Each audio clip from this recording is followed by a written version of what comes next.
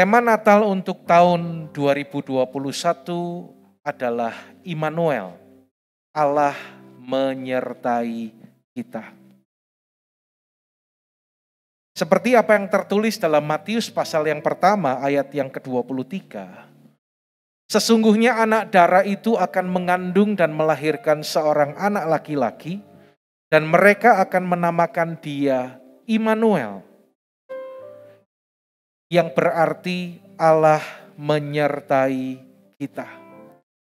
Itu adalah kabar yang disampaikan malaikat Tuhan kepada Yusuf, tunangan Maria. Jadi Alkitab menceritakan bahwa pada waktu itu Yusuf hendak memutuskan pertunangannya dengan Maria secara diam-diam, karena ternyata Maria itu sudah mengandung dari Roh Kudus sebelum mereka itu hidup sebagai suami istri. Tetapi pada ayat yang ke-20 sampai 21 dikatakan, ketika Yusuf mempertimbangkan maksud itu, malaikat Tuhan nampak kepadanya dalam mimpi dan berkata, Yusuf anak Daud, janganlah engkau takut mengambil Maria sebagai istrimu, sebab anak yang di dalam kandungannya adalah dari Roh Kudus. Ia akan melahirkan anak laki-laki dan engkau akan menamakan dia Yesus, karena dialah yang akan menyelamatkan umatnya dari dosa mereka. Hal itu terjadi supaya dikenapilah apa yang dinubuatkan oleh Nabi Yesaya kurang lebih 700 tahun sebelum Masehi mengenai datangnya Immanuel. Kata Immanuel sendiri dalam bahasa Yunani adalah Emmanuel, berasal dari kata Ibrani Immanuel, yang merupakan nama profetik dari Mesias atau Kristus. Ya, sudah dinubuatkan dalam Yesaya pasal yang ke-7 ayat yang ke-14. Nah saudara, Immanuel berasal dari kata im yang berarti bersama, dan El itu adalah Allah. Jadi Immanuel artinya Allah menyertai kita. Katakan amin saudaraku. Konsep mengenai Immanuel ini adalah rancangan Allah yang ajaib yang bertujuan untuk penyelamatan umat manusia yang berdosa. Alkitab katakan bahwa semua manusia telah berbuat dosa dan telah kehilangan kemuliaan Allah. Upah dosa adalah maut, mati, dan tempatnya di neraka. Ya, itulah nasib kita dulu sebelum kita mengenal dan sebelum kita percaya kepada Tuhan Yesus. Bapak rohani kita Pak Niko selalu ingatkan bahwa neraka adalah tempat yang sangat mengerikan. Jangan sampai kita masuk neraka, saudaraku. Itulah tujuan kelahiran Tuhan Yesus Sang Mesias. Lahir ke dunia ini untuk menyelamatkan manusia yang berdosa. Yohanes pasal yang ketiga, ayat yang ke-16. Firman Tuhan berkata, karena begitu besar kasih Allah akan dunia ini, sehingga ia telah mengaruniakan anaknya yang tunggal, supaya setiap orang yang percaya kepadanya tidak binasa, melainkan beroleh hidup yang kekal.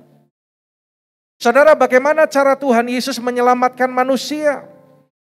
Dalam 2 Korintus pasal yang kelima, ayat yang ke-21 dikatakan, dia yang tidak mengenal dosa telah dibuatnya menjadi dosa karena kita, supaya di dalam dia kita dibenarkan oleh Allah. Artinya Tuhan Yesus yang tidak mengenal dosa telah dibuatnya menjadi dosa karena kita, dan ia harus mati karena dosa saudara dan saya. Sebenarnya kitalah yang harus mati, saudara. Upah dosa adalah maut. Harusnya kitalah yang mati karena kitalah yang berdosa. Namun Tuhan Yesus rela mati untuk menggantikan kita. Saya pernah menyampaikan dalam satu khotbah bagaimana cara kematian Yesus yang sangat-sangat mengerikan, tidak manusiawi, saudara. Ya, kepala Yesus diberikan mahkota duri, dan mahkota atau duri yang dianyam dari semak duri yang ada di Israel sana, karakteristiknya itu panjang durinya itu sekitar 3-5 cm. Itu ditaruh di atas kepala Tuhan Yesus dan dipukul dengan balok kayu. Artinya duri itu menancap masuk ke dalam batok kepala Tuhan Yesus. Tangan dan kakinya dipaku ke kayu salib. Ia bermandikan darah akibat dicambuk. Cambuk tentara Romawi itu terbuat dari pecahan tulang dan besi. Jadi ketika itu dipukul ke punggung Tuhan Yesus lalu ditarik kembali, itu akan membuat daging itu rusak dan terkoyak. Mengapa Tuhan Yesus harus mati dengan cara yang sedemikian, saudaraku? Karena Alkitab katakan, tanpa penumpahan darah tidak ada pengampunan dosa. Artinya untuk mengampuni dosa saudara dan saya, Tuhan Yesus rela mati dengan cara yang demikian. Dia mati dengan cara yang demikian juga karena Alkitab berkata, penyakit kitalah yang ditanggungnya, penderitaan kitalah yang dipikulnya, dan oleh bilur-bilurnya kita disembuhkan. Karena itu, jemaat yang dikasihi Tuhan, mari kita menghargai apa yang Yesus telah berikan bagi kita. Dia telah memberikan segala-galanya dalam kehidupan kita.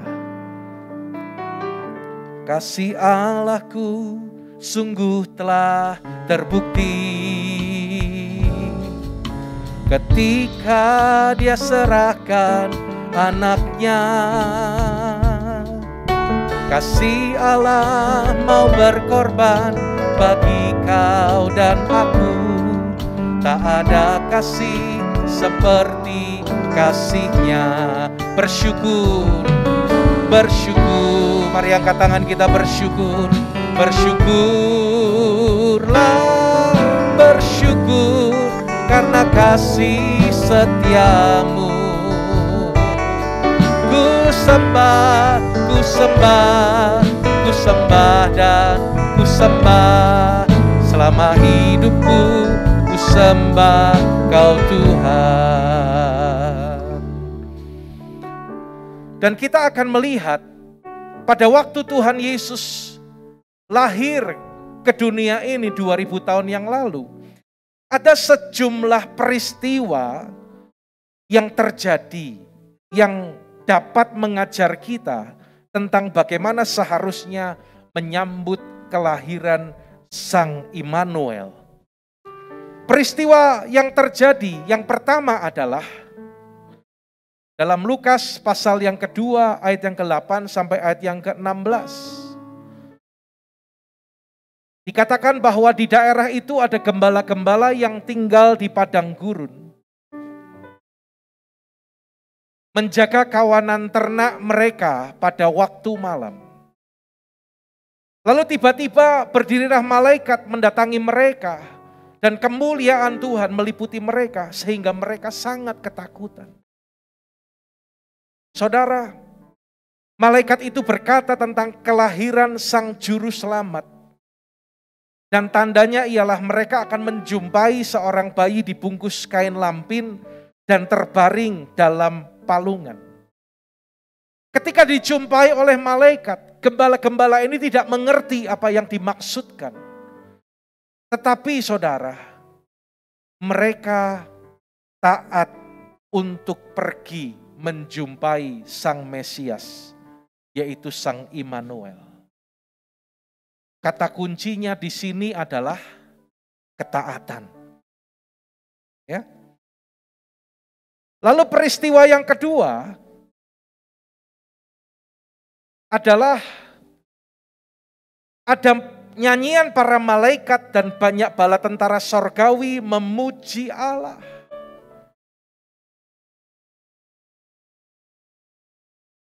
Mereka bernyanyi dan berkata, kemuliaan bagi Allah di tempat yang maha tinggi dan damai sejahtera di bumi di antara manusia yang berkenan kepadanya. Ini ada lagunya saudara, ayo kita nyanyikan bersama. Kemuliaan bagi Allah di tempat yang maha tinggi, damai sejahtera di bumi, di antara semua umat manusia yang berkenan padanya. Angkat tanganmu, katakan kemuliaan, kemuliaan bagi Allah di tempat yang maha tinggi, damai sejahtera di bumi, di antara semua umat manusia yang berkenan padanya. Kemuliaan, kemuliaan bagi Allah di tempat yang maha tinggi, damai sejahtera di bumi, di antara semua umat manusia yang berkenan padanya. Di antara semua umat manusia yang berkenan padanya. Angkat tangan kita bersama. Di antara semua umat manusia yang berkenan padanya. Kita berikan tepuk tangan bagi Allah kita. Haleluya. Para malaikat menyanyi dan mereka berkata, kemuliaan bagi Allah di tempat yang maha tinggi. Banyak para tentara sorgawi mereka memuji Allah. Di sini kata kuncinya adalah doa, pujian, dan penyembahan. Lalu peristiwa yang ketiga, orang Majus sujud menyembah Sang Mesias. Dalam Matius pasal yang kedua, ayat yang ke-11 bagian A. Maka masuklah mereka ke dalam rumah itu dan melihat anak itu bersama Maria ibunya, lalu sujud menyembah dia. Saudara, kita memperhatikan kata sujud menyembah. Dan peristiwa yang keempat, ketika orang Majus datang sujud menyembah, lalu mereka pun membuka tempat harta bendanya dan mempersembahkan persembahan kepadanya, yaitu emas, kemenyan, dan mur. Di sini kita memperhatikan kata mempersembahkan emas, kemenyan, dan mur. Nah, saudara yang dikasihi Tuhan, Natal yang kita peringati hari ini berbicara, kita mengingat, kita merayakan kedatangan Tuhan Yesus lahir ke dunia ini 2000 tahun yang lalu. Kalau pada saat menyambut kedatangannya yang pertama, kita melihat ada 4 hal yang dilakukan dari 4 peristiwa tadi. Maka ketika kita menyambut kedatangan Tuhan, ketika nanti dia datang di awan-awan, di angkasa untuk menjemput saudara dan saya, kita sering kenal dengan istilah rapture. Ya, jadi ketika nanti Tuhan datang di angkasa, maka orang percaya yang sungguh-sungguh merindukan kedatangan Tuhan, yang sungguh-sungguh mengasihi Tuhan, mereka akan terangkat dan akan berjumpa dengan Tuhan. Saat ini ketika kita merindukan kedatangannya untuk menjemput kita, maka kita pun harus melakukan 4 hal tersebut, yaitu ketaatan, doa, pujian, dan penyembahan, sujud menyembah kepada Tuhan Yesus dan mempersembahkan emas, kemenyan, dan mur untuk Tuhan Yesus. Yang menangkap dan mengerti katakan amin, saudaraku. Kita melihat sekarang yang pertama, ketaatan. Untuk menyambut kedatangan Tuhan, untuk menjemput kita.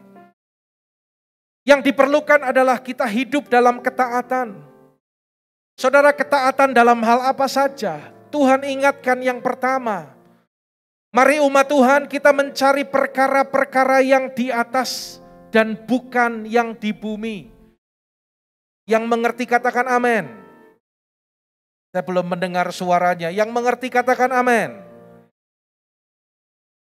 Lalu berikutnya saudara, dalam Wahyu pasal yang kedua dan ketiga, pesan Tuhan untuk 7 gereja, yang berarti juga gerejanya pada saat ini. Dikatakan bahwa barang siapa bertelinga, hendaklah ia mendengarkan apa yang dikatakan oleh Roh kepada jemaat-jemaat. Dalam Wahyu pasal yang kedua dan ketiga ini, Tuhan ingatkan, jangan kita kehilangan kasih yang mula-mula. Kepada jemaat di Efesus, mereka yang hidup dalam ketekunan, mereka yang rela menderita, mereka yang sungguh-sungguh melayani Tuhan. Ya, kemarin saya katakan bahwa selama 300 tahun kekristenan di Asia kecil, itu boleh dijangkau oleh Injil karena pelayanan dari jemaat di Efesus. Tetapi Tuhan katakan, tetapi aku mencela engkau karena engkau telah meninggalkan kasih-Mu yang semula. Tuhan juga katakan, karena engkau tidak panas dan tidak dingin, maka aku akan memuntahkan engkau keluar dari mulutku. Karena itu saudara, berbicara tentang hal ini, mari kita sebagai orang percaya, jangan hidup suam-suam kuku. Mari kita sungguh-sungguh hidup mengasihi Tuhan. Dengan segenap hati, dengan sungguh-sungguh mengasihi Tuhan. Sungguh-sungguh mengasihi Tuhan, kita pun sungguh-sungguh dengan kerinduan datang beribadah untuk mencari Tuhan. Beribadah bukan kalau lagi sempat saudara. Tapi beribadah karena kita tahu, aku sudah hidup sampai hari ini, semua karena kemurahan Tuhan. Karena itu aku mau datang beribadah kepada Tuhan yang menciptakan aku, yang telah memberkati kehidupanku. Orang yang mengasihi Tuhan, dia akan mendengarkan apa yang dikatakan oleh Roh kepada jemaat. Dan hal yang ketiga dari ketaatan ini, Tuhan juga ingatkan untuk kita menyelesaikan amanat agung dengan kuasa yang dicurahkan di era Pentakosta ketiga ini. Saya punya keyakinan yang kuat bahwa sesuai janji Tuhan, ketika Tuhan meminta kita untuk bernubuat, hari-hari ini gereja dalam kondisi yang sangat kering. Dan kemarin seperti pesan yang saya sampaikan dalam doa pengerja, Tuhan katakan, ayo bernubuat seperti dalam kitab Yesaya. Ya, tulang-tulang kering, bersatu. Lalu bernubuat, mulailah tumbuh urat daging dan kulit menutupi. Dan saat itu kita meminta Tuhan memberikan nafas hidup. Maka apa yang terjadi dalam kitab Yesaya, tulang-tulang kering yang berbicara tentang Israel itu, mereka bangkit kembali menjadi tentara Tuhan yang kuat. Ini juga yang akan Tuhan lakukan atas gerejanya. Di masa pandemi ini, gereja kering, bahkan sangat kering, saudara. Tuhan mengingatkan supaya kita mulai mempersiapkan semuanya itu. Kita perbaiki pelayanan kita. Pelayanan-pelayanan yang terbengkalai. Pelayanan-pelayanan yang ditinggalkan. Pelayanan-pelayanan selama ini tidak dilakukan. Ayo kita mulai perbaiki di tahun 2022. Dan ketika tulang itu telah menjadi tubuh yang bersatu, perhatikan, janji Tuhan, maka Tuhan akan mencurahkan Roh Kudus-Nya dan akan membangkitkan gerejanya menjadi tentara yang kuat untuk menyelesaikan amanat agung. Yang mengerti katakan amin. Kita berikan tepuk tangan bagi Tuhan kita, saudara. Berikan tepuk tangan bagi Tuhan kita. Dan berbicara tentang ketaatan, saudara, yang keempat, Tuhan ingatkan supaya kita menjadi serupa dengan gambar Yesus. Menjadi orang yang berintegritas. Orang yang berintegritas, katakan amin. Integritas. Kalau integritas itu berbicara tentang hati. Tahun 2022 adalah tahun paradigma yang baru. Berbicara tentang pola pikir yang diubahkan.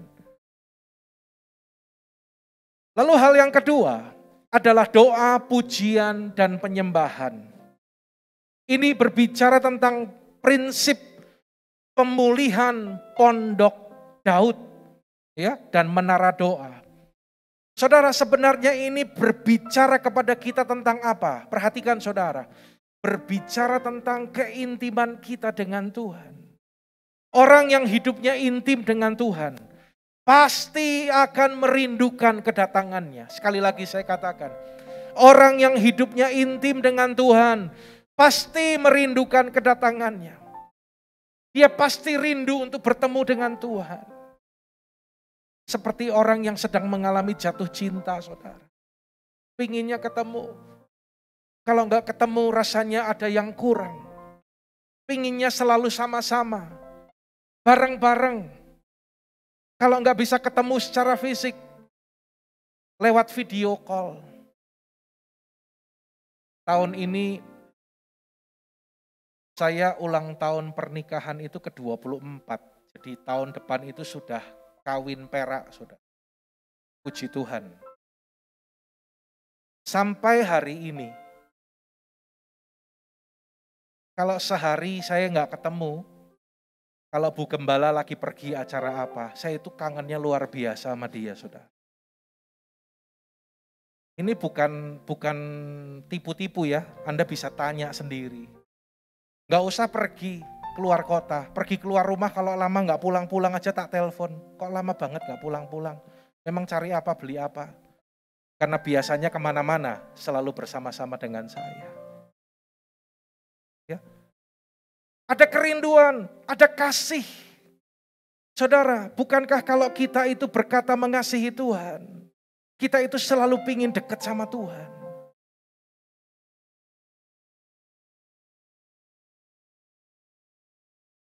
Adakah kerinduan itu ada dalam kehidupan saudara? Apakah kita selalu rindu dekat dengan Tuhan? Kalau kita mengasihi Tuhan, maka kita akan siapkan diri untuk hadir di mana ada waktu kita bisa menikmati hadirat Tuhan. Mari memasuki 2022, saya mengajak jemaat, Anda harus lebih sungguh-sungguh lagi. Ya, dalam keintiman, dalam doa, pujian, dan penyembahan. Alkitab berkata pada 2 Timotius pasal yang keempat ayat yang ke-8 bahwa orang-orang yang merindukan kedatangannya, Tuhan akan memberikan mahkota kebenaran. Siapa di tempat ini yang merindukan kedatangan Tuhan, lambaikan tangan saudara. Puji Tuhan, Anda akan menerima mahkota kebenaran. Berikan tepuk tangan bagi Allah kita. Haleluya. Lalu yang ketiga, sujud menyembah kepada Tuhan Yesus. Saudara, Kisah Para Rasul 13 ayat yang ke-22 berkata tentang Daud, bahwa Daud adalah seorang yang berkenan di hati Tuhan, yang melakukan kehendak Tuhan pada zamannya. Daud berkata, Tuhan berkata, aku telah mendapati Daud bin Isai, seorang yang berkenan di hatiku dan yang melakukan segala kehendak. Anda rindu enggak nama kita yang disebut? Tentang Allah telah menyatakan, aku telah mendapati Nathanael Adiwirabuana bin siapa? Aku telah mendapati Rudi Adicendra bin siapa? Rindu enggak nama kita disebut demikian? Aku telah mendapati, sebut nama kita masing-masing. Orang yang berkenan di hatiku karena melakukan segala kehendakku. Karena itu saudara, perhatikan ini sungguh-sungguh. Jangan kita tahu sudah menyimpang, kehendak Tuhan kita tidak lakukan, kita bablas terus. Ya. Kalau menyimpang, ayo kita segera kembali ke jalan yang benar. Semua masih bersama-sama dengan saya pagi ini. Amin. HP untuk mencatat firman ya. Tidak boleh untuk yang lain ketika dengar khotbah. Saudara, mari kita praktekkan hal ini dalam kehidupan kita. Daud berkenan di hati Tuhan karena ia melakukan kehendak Tuhan pada zamannya. Artinya Daud punya sikap hati sujud menyembah kepada Tuhan. Demikian juga yang kita lakukan, saudara. Dan yang keempat, mempersembahkan emas, kemenyan, dan mur. Ya, secara arti rohani, emas berbicara tentang kekudusan atau kemurnian. Sikap, tindakan, dan ucapan kita harus kudus. Saudara, hati-hati ketika kita berpikir. Hati-hati ketika kita berkata-kata. Hati-hati ketika tanpa sadar kita mengungkapkan kekecewaan kita. Karena kita bisa bersalah karena perkataan kita, saudara. Alkitab berkata tanpa kekudusan, tidak seorang pun akan melihat Tuhan. Mari kita persembahkan hidup kita secara terus-menerus. Seperti korban yang dipersembahkan. Seperti emas yang murni. Siap untuk diproses, siap untuk dibersihkan oleh Tuhan. Dengan segala hal, Tuhan itu membersihkan kita. Mari kita berkata, apapun boleh terjadi, siapapun boleh Tuhan pakai untuk memproses kehidupanku. Yang terpenting adalah kita memberi diri kita untuk diproses dan kita menang atas proses yang Tuhan berikan. Emas juga bisa dikaitkan dengan kekayaan, kesuksesan, ya, sesuatu yang mahal. Kebanyakan orang punya motivasi ketika orang itu bekerja dan berusaha adalah untuk mendapatkan tadi, saudara, ya, kekayaan, kesuksesan, kekuasaan. Tetapi kita diminta untuk mempersembahkan semuanya itu untuk Tuhan. Sehingga kita tidak cinta uang. Sehingga kita selalu ingat bahwa kita hidup dan diberkati dari Tuhan. Saya berulang kali mengajar kepada jemaat. Mengapa Tuhan mengajar kita untuk mengembalikan persepuluhan yang adalah milik Tuhan? Dengar saudara. Yang pertama, kalau waktunya panjang, sebenarnya saya akan minta beberapa orang yang selama ini sudah melakukan dan mereka boleh mengalami janji Tuhan yang luar biasa, tapi waktunya tidak memungkinkan. Saudara, yang pertama ketika kita mengembalikan persepuluhan, dengar, itu adalah tanda pengakuan kita. Aku adalah orang yang diberkati Tuhan. Amin, saudaraku. Anda diberkati Tuhan? Anda hidup karena berkat Tuhan? Yang percaya hidup karena berkat Tuhan, katakan, lambaikan tangan saudara. Anda hidup bukan karena kekuatanmu kan?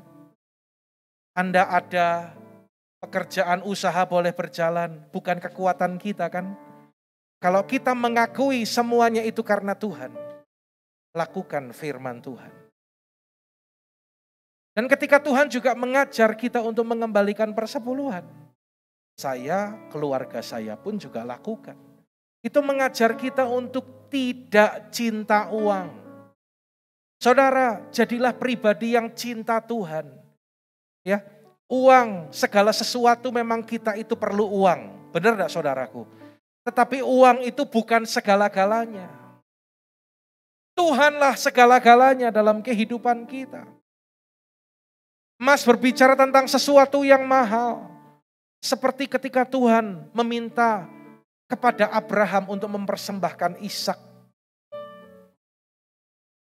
Puji Tuhan, kalau kita dikaruniai anak-anak yang diberkati Tuhan. Tapi ketika Ishak dia beranjak remaja, Tuhan meminta kepada Abraham, persembahkanlah anakmu yang tunggal, yakni Ishak, dipersembahkan di satu tempat yang akan kutunjukkan kepadamu.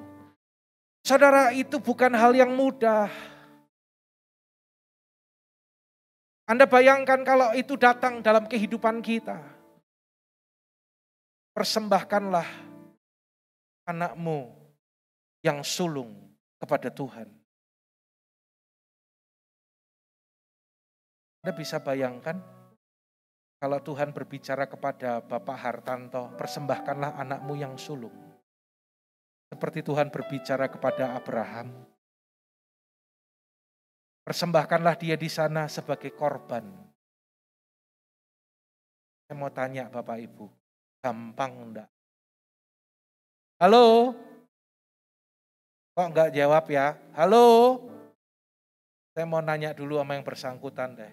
Boleh koharnya, boleh sekretarisnya. Gampang enggak? Geleng-geleng langsung. Sudah sekian lama aku jaga, aku memelihara. Ya, enggak gampang loh saudara. Tetapi perhatikan, ada orang yang bisa melakukan, yaitu Abraham. Keesokan harinya, pagi-pagi benar, dia membawa Ishak dengan keledainya dan dipersembahkan kepada Tuhan. Karena itu Tuhan melihat tindakan Abraham ini dan Tuhan berkata, cukup Abraham. Ketika Abraham akan mempersembahkan Ishak, akan menyembelih Ishak, Tuhan bilang, cukup Abraham, telah kuketahui sekarang bahwa sesungguhnya engkau adalah orang yang takut akan Allah. Engkau tidak mempedulikan hal yang lain. Engkau hanya memperhatikan firman-Ku. Engkau siap melakukan apapun. Karena itu Tuhan ganti korban itu dengan ada seekor domba yang tanduknya tersangkut pada belukar. Saudara, dari cerita ini, mari kita belajar. Sesungguhnya setiap kali Tuhan memerintahkan sesuatu dalam kehidupan kita, yang terutama dengar, Tuhan itu mau melihat hati kita, respon kita, apakah kita itu siap, apakah kita itu bersedia untuk melakukan. Saudara, dia bukan Tuhan yang perlu uang kita. Karena semua uang kita yang kita miliki itu berasal dari Tuhan. Yang setuju katakan amin, saudaraku. Dia bukan Bapak yang ngemis-ngemis untuk meminta kita memberikan persembahan dan persepuluhan. Tetapi justru kita sadar semuanya itu berasal dari Tuhan. Karena itu kita datang dengan sikap menghormati Tuhan. Demikian juga seperti halnya Abraham. Tuhan meminta kepada kita untuk mempersembahkan sesuatu yang mahal kepada Tuhan. Saudara, kemarin saya hadir di acara ibadah Natal Purwokerto sekaligus peresmian gedung gereja. Sejak 2015, 2016, Bapak rohani kita, almarhum Bapak Pendeta Ruby Dirgantara mendapatkan tuntunan untuk mulai merenovasi gedung gereja. Dalam doa, akhirnya dipertemukanlah dengan seseorang. Saya kemarin baru tahu, orangnya datang. Dia yang diberikan kehormatan untuk menggunting pita itu, ketika peresmian. Dia adalah orang Sumarekon, kalau Anda yang tahu ya, mereka membangun banyak properti di Jakarta, di kota-kota besar. Saudara, ketika ketemu dengan Pak Ruby, jadi sebelum bertemu ada seseorang menyampaikan itu gereja di Purwokerto mau renovasi. Kamu siap bantu enggak? Lalu kemarin orangnya bersaksi bilang gini, saudara. Tangkap ya, ini luar biasa. Selama ini dia itu berdoa. Karena dia seorang arsitek, dia berurusan dengan properti, dia juga pemborong dan dia sebagainya. Dia berkata, kapan ya aku tuh kok pingin terlibat dalam pembangunan dan renovasi rumah Tuhan. Rupanya dia itu pernah melihat teladan dari orang tuanya yang dulu juga pernah renovasi salah satu gereja di Purwokerto. Jadi dalam hati kecilnya dia punya keinginan tetapi hanya sebatas doa. Dan dia terus berdoa. Jadi ketika bertemu dengan Pak Ruby, dia mengerti ini jawaban Tuhan. Ini pintu yang terbuka. Sampai ketika ketemu dan Pak Ruby katakan terima kasih bersedia untuk merenovasi gereja ini. Tahu nggak jawabnya apa? Pak Ruby, justru saya yang terima kasih sama Pak Ruby. Saya dikasih kehormatan, saya dikasih kesempatan untuk saya merenovasi gereja, rumah Tuhan. Karena itu yang menjadi doa saya selama ini. Siapa ya yang mau nerima? Aku itu pingin renovasi, pingin membangun gedung gereja. Saya waktu cerita sekarang ini merinding saudaraku. Sampai Pak Ruby katakan, bersaksi. Kok ada ya zaman sekarang orang yang diberkati Tuhan, orang yang kaya, orang yang punya kemampuan, masih ada kerinduan yang besar untuk memberikan yang terbaik bagi Tuhan. Kalau dalam hal waktu saja, Anda nggak bisa kasih buat Tuhan. Untuk beribadah saja, engkau nggak bisa kasih waktu yang terbaik buat Tuhan. Renungkan, apakah kita sudah mempersembahkan korban yang terbaik bagi Tuhan. Sampai akhirnya gedung gereja itu selesai direnovasi meskipun belum 100%. Tetapi karena ada orang-orang yang mau dipakai Tuhan. Saya berdoa di tempat ini, bagi kemuliaan Tuhan, dengar yang saya katakan, bangkit orang-orang yang diberkati Tuhan, bangkit orang-orang yang mengalami janji Tuhan, tapi tidak diberkati untuk dirinya sendiri. Namun melakukan perintah Tuhan. Saya yakin pekerjaan Tuhan akan semakin bertumbuh dengan luar biasa bagi kemuliaan Tuhan. Kita berikan tepuk tangan bagi Allah kita. Haleluya, tepuk tangannya rasa-rasan, tepuk tangan yang keras buat Tuhan kita. Haleluya.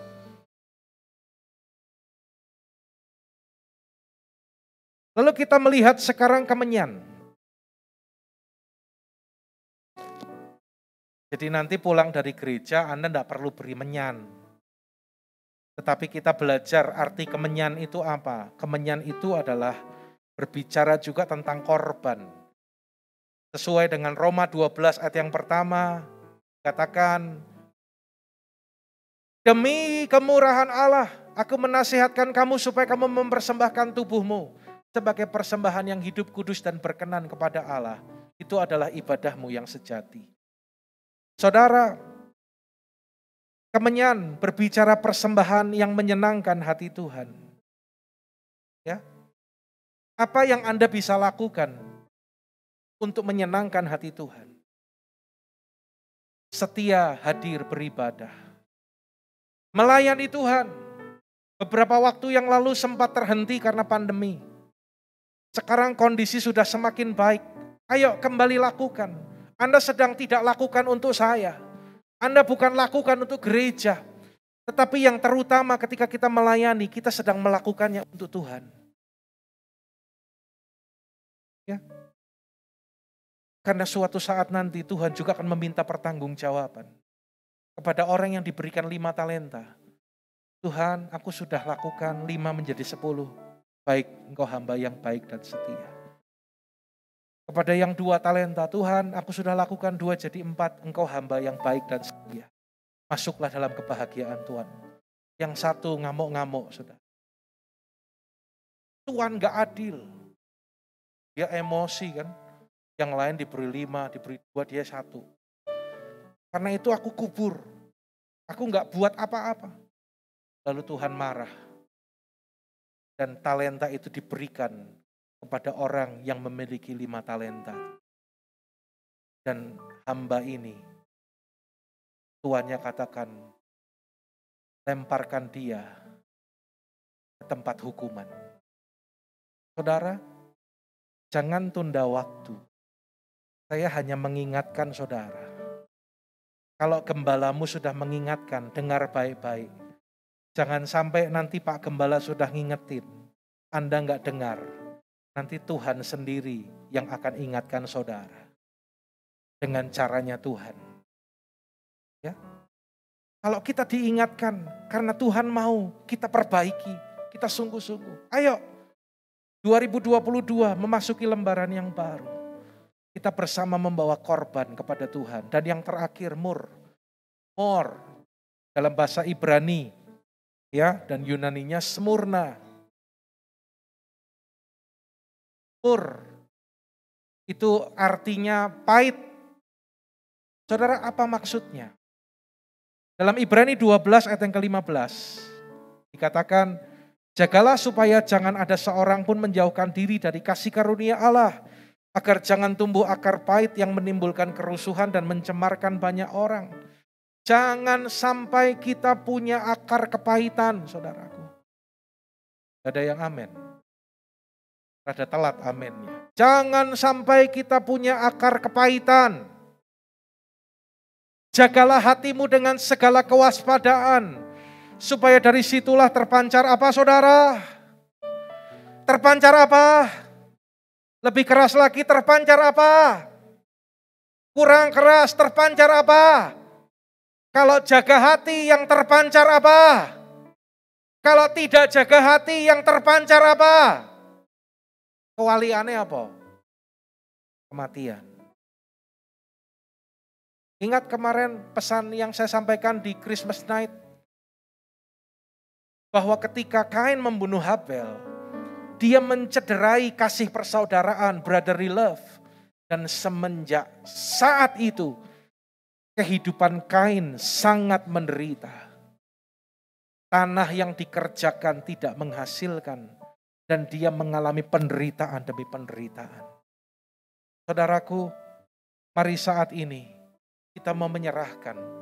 Kalau masih ada kebencian kepada seseorang, masih ada kepahitan, datang kepada Tuhan, serahkan semuanya itu, dan kita mau bertobat.